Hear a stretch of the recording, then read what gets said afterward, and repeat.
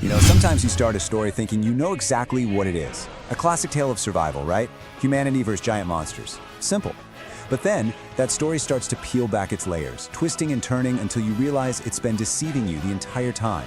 Well, that's exactly what we're diving into today with Attack on Titan.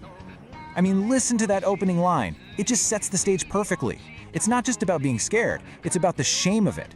This idea of being trapped in a birdcage like helpless animals, that feeling is the absolute core of this entire world. All right, so let's get the initial setup. For a solid 100 years, the people we meet believe they are the very last humans on Earth. They're huddled together in constant fear of these giant, mindless, man-eating monsters called Titans. So what's keeping them safe? This massive fortress made of 3 enormous walls, one inside the other. You've got Wall Maria on the outside, then Rose, and finally Wall Cena, protecting the very center. These aren't just walls, though. They are everything. They represent a century of a very fragile peace, and this powerful shared belief that beyond them, there's nothing left. And then, just like that, it all comes crashing down. In a single, horrifying day, that century of peace is completely obliterated. A Titan way bigger than anything anyone has ever seen or even imagined, the Colossal Titan, literally appears out of thin air and kicks a giant hole in the outer wall. The nightmare they've all been dreading is here, and their world, their cage, just got a whole lot smaller. But this is where the story begins its first great deception. That simple black and white story of us versus them starts to crack.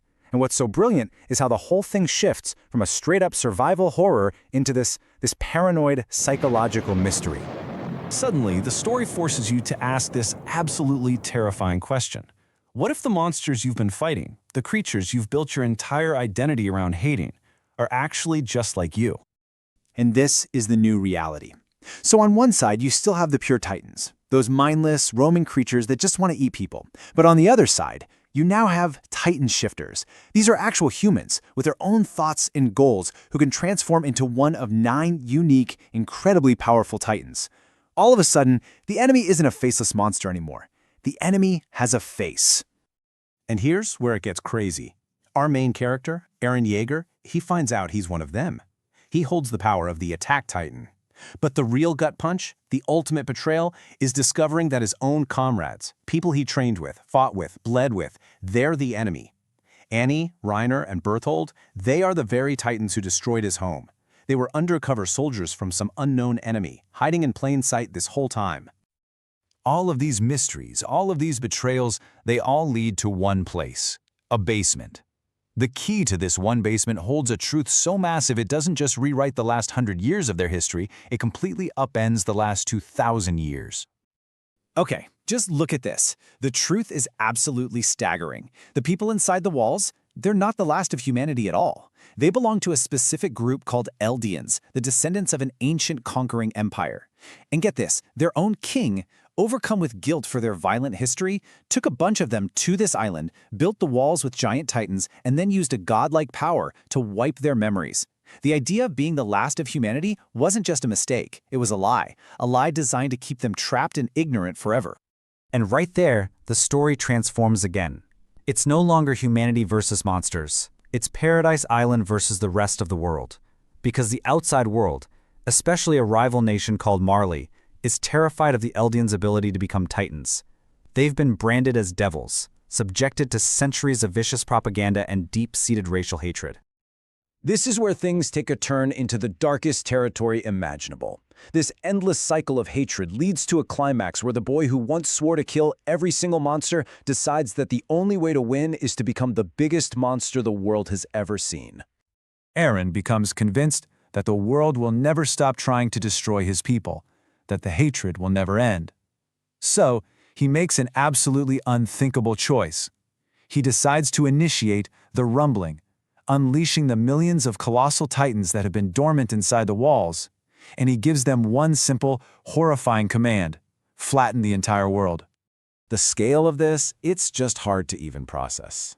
Eren's plan works. The rumbling wipes out 80% of the entire global population. It's a genocide on a planetary scale. So who can possibly stop him? Well, in the ultimate gut-wrenching tragedy, it's his own friends. A desperate alliance forms, made up of his closest comrades from Paradis and even his former enemies from Marley, all united to stop the boy they once loved.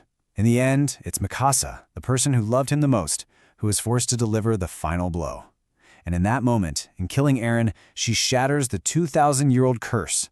The power of the Titans is gone from the world, forever. But the story doesn't give us a simple, happy ending. We flash forward, generations later. Paradis has become a modern nation. But it turns out, the cycle of human conflict didn't actually end with the Titans. Eventually, new wars break out, and the very home that Eren committed an atrocity to protect is barmed back into the Stone Age. And that leaves us with the story's final, haunting question. Eren took the Titans, the supernatural source of all this conflict, off the board completely. But was it enough? Was the cycle of hatred really broken? Or was the story trying to tell us all along that the Titans, they were never the real monsters? That maybe the real monster was always just us?